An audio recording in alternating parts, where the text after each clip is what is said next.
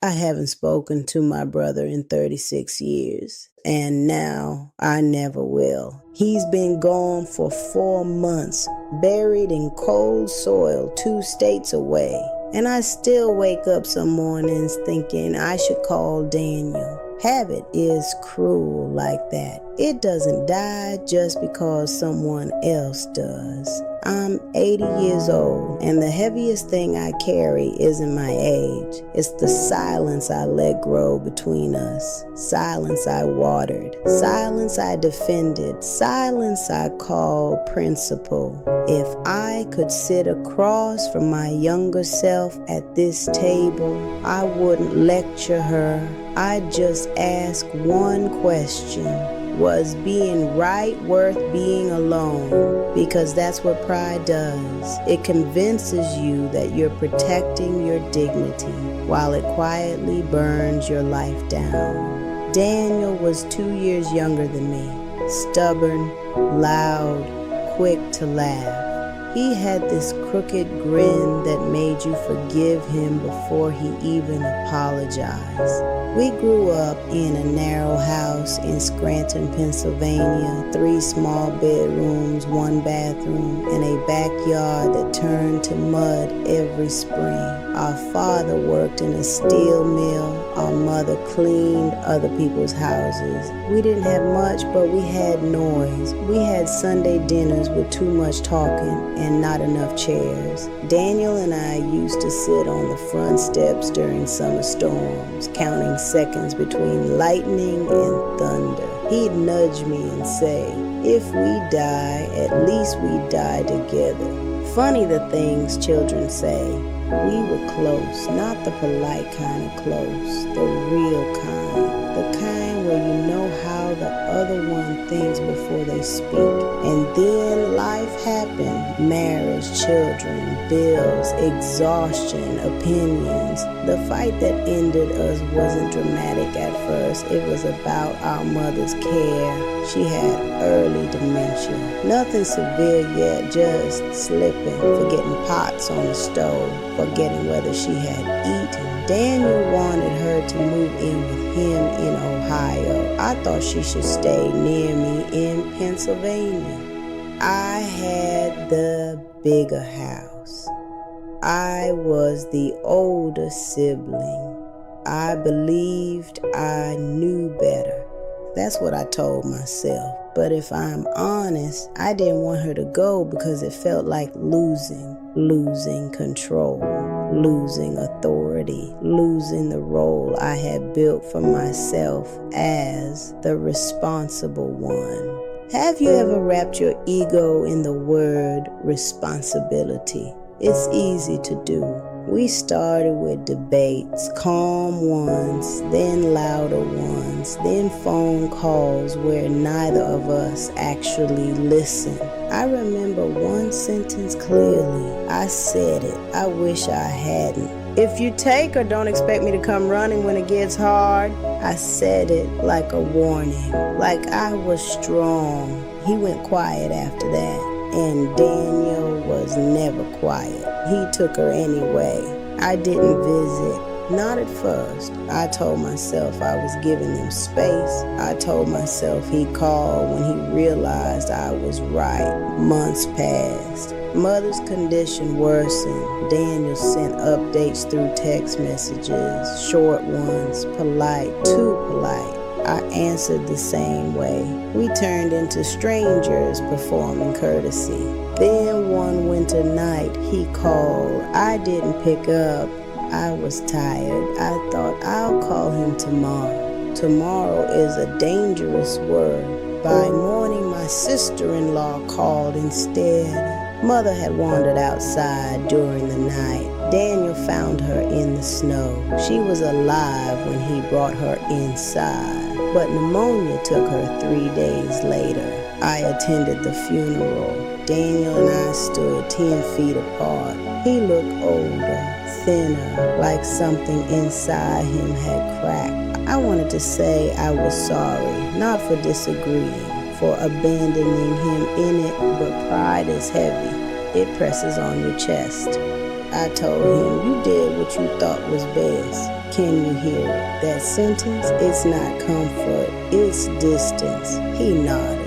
That was the last real conversation we ever had. After that, everything was surface level. Holidays avoided. Invitations declined. Grandchildren who grew up not knowing their aunt, years passed. And stubbornness calcifies. It hardens into identity. People would ask, "Do you talk to your brother?" I'd shrug. "We're different." Different. Such a neat word for something so broken. But here's what nobody tells you about estrangement. Time doesn't fix it. It deepens it. Because every month that passes becomes another reason it feels awkward to reach out. What do you say after 5 years, after 10, after 20? Sorry I wasted a quarter of our lives. Tell me honestly, would you know how to start? So we didn't.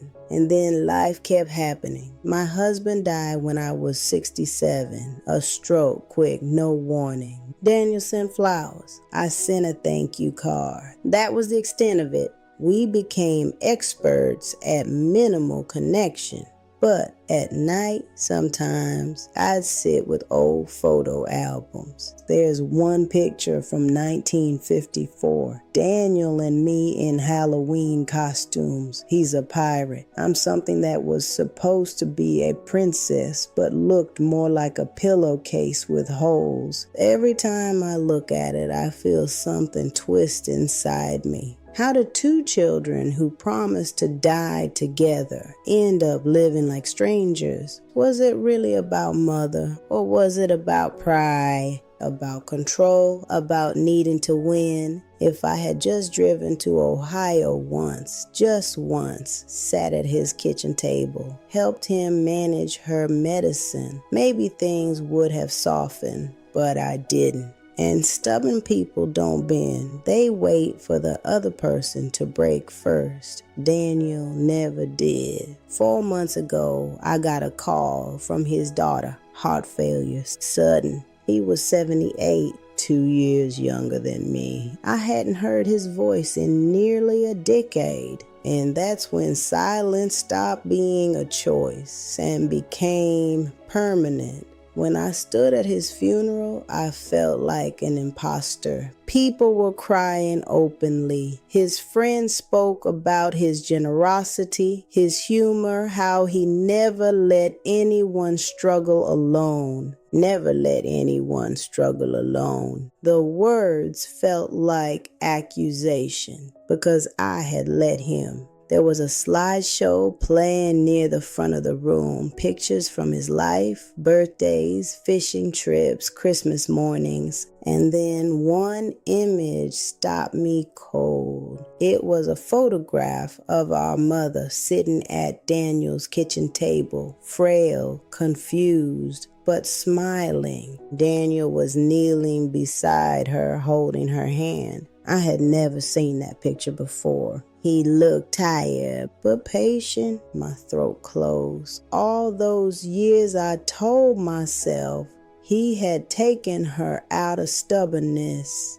Maybe he had taken her out of love, and I wasn't there to see it.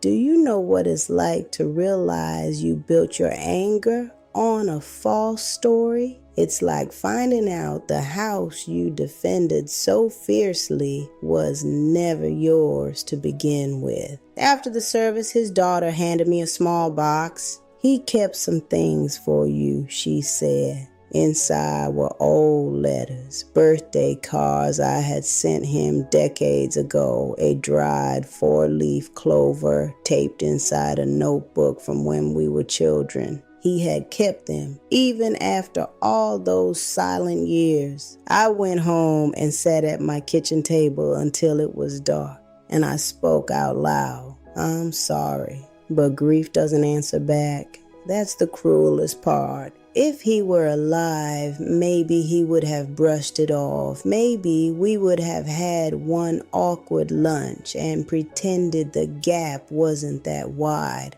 But death closes the door without negotiation. There is no later. There is no when things calm down. There is only what you did and what you didn't. For weeks after the funeral, I couldn't sleep. Memories came in waves. The time he defended me in high school when a girl spread rumors. The night he drove 3 hours to help me when my car broke down in a snowstorm. He had always shown up until I gave him a reason not to. And here's the part that hurts the most. He tried. There were small attempts over the years. A voicemail on my 60th birthday. A Christmas card that included a handwritten note. "Miss you, sis." I responded politely, briefly. I never matched his effort because matching effort would have meant admitting I was wrong.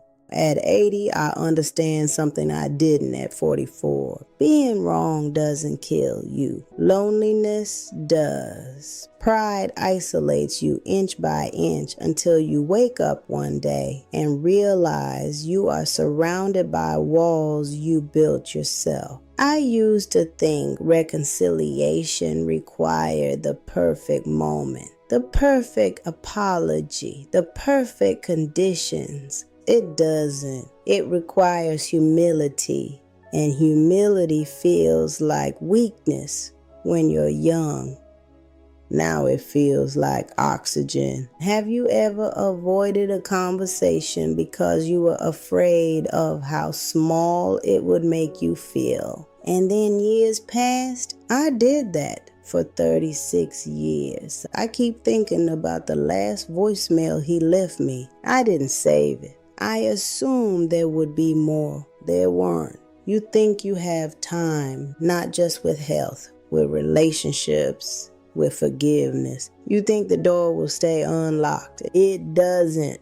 I'm not telling you this story because I want sympathy. I'm telling you because estrangement feels justified when you're in it. It feels righteous. It feels clean, but it ages badly. At 80, the arguments fade. The details blur. You can't even remember exactly why you were so angry, but the absence remains sharp. If someone you love is still alive and you are not speaking, ask yourself something difficult. If they died tomorrow, would the reason still feel worth it? Sit with that question.